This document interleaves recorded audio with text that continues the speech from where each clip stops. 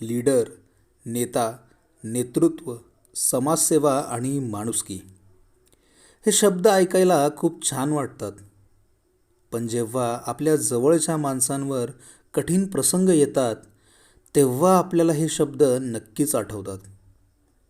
आणि ह्याच प्रसंगांच्या वेळात आपण ज्या असंख्य वेदना सहन करतो त्या वेदनात आपल्याला धीर देणाऱ्या व्यक्तीच आयुष्यात खास असतात. ही गोष्ट आहे अशाच एका अवलियाची. ही गोष्ट आहे आपल्या जयदादाची.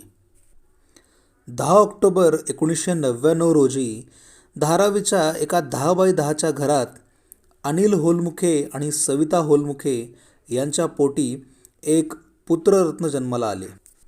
अनिल काका हे हमालीचे काम करून तर सविता काकींनी 4 घरची धुनी भांडी घासून घराचा गाडा हाकला. जयदादा हळूहळू मोठा होत होता आणि मस्तीखोर स्वभावामुळे लागणे पडणे अशा गोष्टी त्याच्यासोबत होतच होत्या. असेच एकदा खेळता खेळता जयदादाचा हात मोडला आणि त्यांना सायन हॉस्पिटलमध्ये नेण्यात आले. उपचार घेत असताना त्यांना जाणवले की हॉस्पिटलमध्ये रुग्णांना जेवणाची व्यवस्था आहे, पण त्यांच्यासोबत आलेल्या आप्तेष्टांचं काय? त्यांचे तर अतोनात हाल. आणि हे हाल जयदादाला पाहवले नाही. त्याचे मन अस्वस्थ झाले. घराची परिस्थिती बेताची असताना देखील जयदादाने हॉस्पिटल बाहेरच गरजू लोकांना अन्नछत्र उभारण्याचे ठरवले आणि अन्नदाता सुखी भव ह्या संस्थेची सुरुवात झाली. आज या संस्थेचा कारभार उत्तरोत्तर वाढत चाललेला आहे. या कार्यात त्यांच्या धर्मपत्नी आपल्या लाडक्या अक्षता वहिनींचा देखील मोलाचा वाटा आहे. समाजसेवा करण्यासाठी काय लागते तर फक्त शुद्ध आणि निर्मल मन, जे जयदादा आणि होलमुखे परिवारात आहे. जयदादा, आपण आमच्यासाठी प्रेरणा आहात. कार्यकर्ते आणि त्यांच्या मातोश्री गेल्या अनेक वर्षांच्या पासून रोज नियमितपणे अन्नदान करतात आणि या अन्नदानासाठी समाजातील दानशूर बांधव देखील त्यांना मदत करतात. तसं आत्ता एक भगिनी आलेली आहेत या ठिकाणी. अतिशय म्हणजे दुःखद प्रसंगाला त्यांना सामोरं जावं लागलेलं आहे. तरी देखील दुःख बाजूला सारून जे घरातला व्यक्ती गेल्यानंतर जे काही कर्तव्य असतात, ज्या काही पूजा अर्चा किंवा ज्या काही गोष्टी असतात त्या बाजूला ठेवून त्यांनी तो पैसा या सामाजिक कार्यक्रमासाठी देण्याचं ठरवलेलं आहे.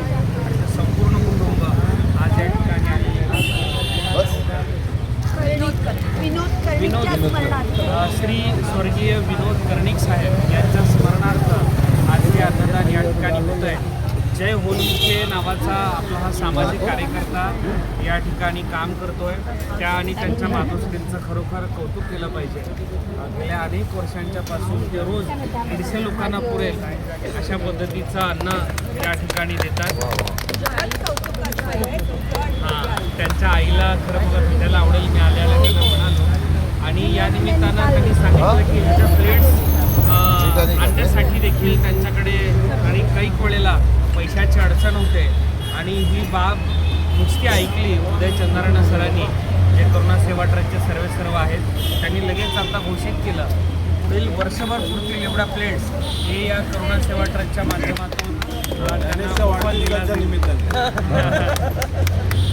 दिल्या जातील. तर करुणा सेवा ट्रस्टचे उदय चंद्राना सर, आणि तू वाढत राहतो. करुणा सेवा ट्रस्टचे उदय चंद्राना सरांचं देखील मी मनापासून आभार व्यक्त करतो. आणि जय होलमुखेंना मी एक शब्द देतो, कुठल्याही पद्धतीची अडचण तुम्हाला BMC प्रशासनाकडनं येणाऱ्या काळात झाली, कुठल्याही पद्धतीची अडचण पोलीस प्रशासनाकडनं झाली, फक्त मला एक फोन करायचा. अर्ध्या रात्री मंगेश तुमच्या तुमच्यासाठी हजर होईल. बिलकुल चिंता करू नका. आणि हे खूप ईश्वरीय काम आहे.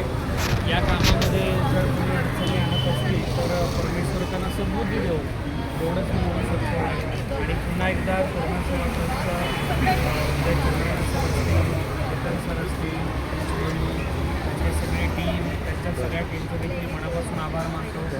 कर्णिक मॅडम हे पण त्यांची पत्नी यांची मुलं दर रविवारी येतात तिच्या अन्नदानाला. त्यांचंही गवा सगळं येतं. त्यांचे देखील मनापासून आभार. आपण बघताय अनेक पेशंट्स देखील जेवण करू शकत नाही, नाकाला नळ्या आहेत आणि त्यांना असं डाळ दिली जाते. रवीजी यांना दाखवतो या ताईंना, आणि ती डाळ दिली जाते.